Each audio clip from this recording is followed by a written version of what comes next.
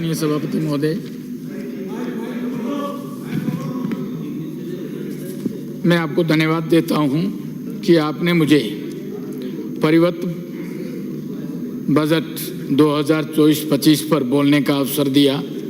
उसके लिए आपका बहुत बहुत धन्यवाद ज्ञापित करता हूं। माननीय परिवर्तित बजट में हमने पढ़ा सुना, उसमें सबका साथ सबका विकास पर विशेष जोर दिया गया है। इस बजट में हर क्षेत्र हर वर्ग देखने वाला बजट मिला है। मान्यवर, साथ ही किसान, बेरोजगार, युवा, आमजन के लिए, इसके साथ जो राजस्थान के अंतिम पंक्ति में बैठे हुए महान को इस बजट में बहुत सारा लाभ मिलने के लिए है। इसके साथ ही पेयजल, बिजली, कृषि के क्षेत्र में विशेषकर मेरा जिला पशुपालन है। पशुपालन के क्षेत्र में आपने इस बजट के अंदर बहुत सारी घोषणाएं की है, इसलिए आपको और आदरणीय सीएम साहब को और वित्त मंत्री को बहुत बहुत धन्यवाद देता हूं। ये बजट देश और प्रदेश के विकास के लिए वोकल फॉर लोकल को निखारने की बात कही गई है।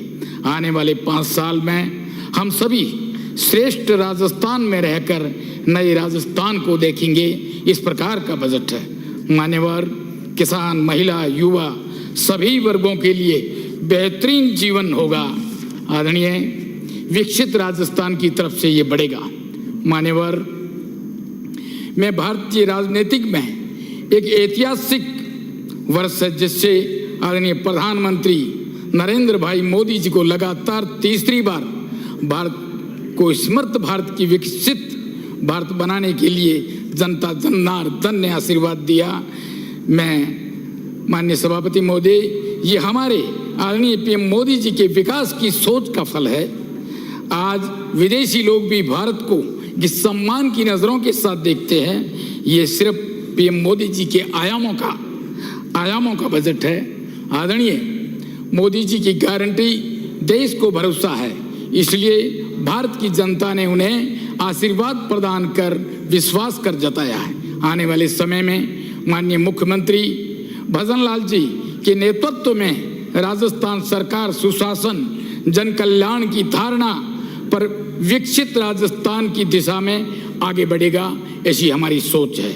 माननीय सभापति महोदय, इस वित्तीय वर्ष में प्रारंभ से ही लोकसभा चुनाव की आचार संहिता लागू होने के बाद में भी 53% से अधिक बजट की घोषणाएं तथा संकल्प पत्र की 45 बिंदुओं पर कार्रवाई पूरी की जा चुकी है। इसके लिए माननीय मुख्यमंत्री जी को और माननीय वित्त मंत्री जी को बहुत बहुत धन्यवाद देता हूं। विशेषकर देखा जाए आदरणीय एलपीजी के 450 में होना, किसान सम्मान निधि जो किसान के लिए जरूरी है उसको 6000 से 8000 करना। इसके साथ में विशेषकर आम जन के लिए ये था कि पेट्रोल और डीजल की कीमतें कम होगी, उस सभी दोनों ही पेट्रोल और डीजल की रेटों को कम करना। उसके साथ गेहूं की एमएसपी पर 125 रुपए का विशेषकर बोनस देना, ये बहुत बड़ा काम है। यही नहीं, साथ में पेपर लीक जैसी घटनाओं में लिप्त अपराधियों के विरुद्ध कार्रवाई करके 100 से अधिक अपराधियों को गिरफ्तार करना, ये बहुत बड़ा काम आदरणीय हमारे माननीय मुख्यमंत्री जी ने किया है। माननीय सभापति महोदय, मैं धन्यवाद देता हूं माननीय मुख्यमंत्री जी भजन लाल जी को और उप मुख्यमंत्री वित्त मंत्री आदरणीय दिव्या कुमारी जी को। कैसे बजट भाषण में आपने मेरे विधानसभा जैसलमेर के लिए बहुत सारी घोषणाएं की है। विशेषकर देखा जाए तो मेरा जिला एक सीमांत जिला है, लेकिन पर्यटक की नजर से देखी जाए, सुंदरता की नजर से देखा जाए तो मेरा शहर एक सोने जैसा गोल्डन शहर है।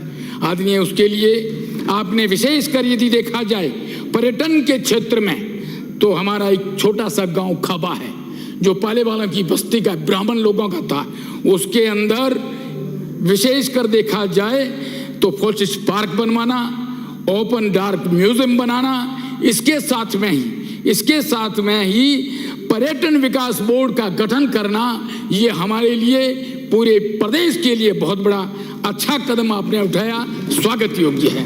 माननीय, मैं निवेदन करना चाहता हूँ, ये हमारा क्षेत्र बहुत लंबा है, ये समझो कि किसी गांव से गांव जाना हो तो 30 और 40 किलोमीटर पे जाना पड़ता है।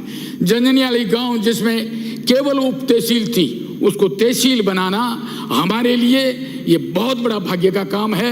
साथ में मैं धन्यवाद देता हूं आदरणीय माननीय मुख्यमंत्री जी को, माननीय वित्त मंत्री जी को, जिन्होंने इस प्रकार का काम किया। यही नहीं, मेरे लिए खुशी है कि आज वो जैसलमेर नहीं है, आज वहां अपार जीरा पैदा होता है। हम सोचते थे कि जीरा लेके गुजरात जाना पड़ेगा और बड़ी सोच थी कि गुजरात जाके बेचेंगे, पता नहीं कौन सा भाव होगा, लेकिन हमारी सरकार ने इस ओर सोचा। माननीय मुख्यमंत्री जी ने, माननीय वित्त मंत्री जी ने हमारे जैसलमेर में कृषि के लिए जीरा मंडी की घोषणा की। इसके लिए आपको बहुत बहुत धन्यवाद देता हूँ। आदरणीय ये भी नहीं है, युवा विकास संकल्प कल्याण के लिए पॉलिटेक्निक कॉलेज है जिसमें हर बच्चा हुनर सीखता है और उसमें कुछ ऐसी कमियां हैं, कुछ विषय पूर्व सरकार के समय नहीं थे, लेकिन नवीन संकाय खोलना, उसके साथ में सीटों की वृद्धि करना और एक नहीं एक और बहुत अच्छा काम किया, 25 बेड क्षमता वाला नशा मुक्ति के लिए केंद्र बनाना, ये हमारे लिए बहुत बड़ा काम किया है। मैं इनको इसके बारे में भी बहुत बहुत धन्यवाद देता हूँ। यही नहीं, ऊर्जा के क्षेत्र में जैसलमेर बहुत बड़ा क्षेत्र है और उसके अंदर कई केवी की लाइटें पैदा होती है। हम प्रदेश की भी पूर्ति करेंगे, यहाँ तक कि राष्ट्र की भी पूर्ति करेंगे। उसके लिए मैं चाहता हूँ आदरणीय, आपने घोषणा तो 132 की डांगरी में की, वो स्वागत योग्य है, लेकिन मैं चाहता हूँ कई कंपनियां वहां आ गई और वो कंपनियां केवल इस हिसाब से बैठी है कि किसी प्रकार से इस जमीन को हड़पी जाए। हमारे पुरखों ने बहुत बड़ी मेहनत मजदूरी करके उस जमीन को संचय करके रखी थी। ऐसी सोच नहीं थी कि इस जमीन का कोई दूसरा मालिक था।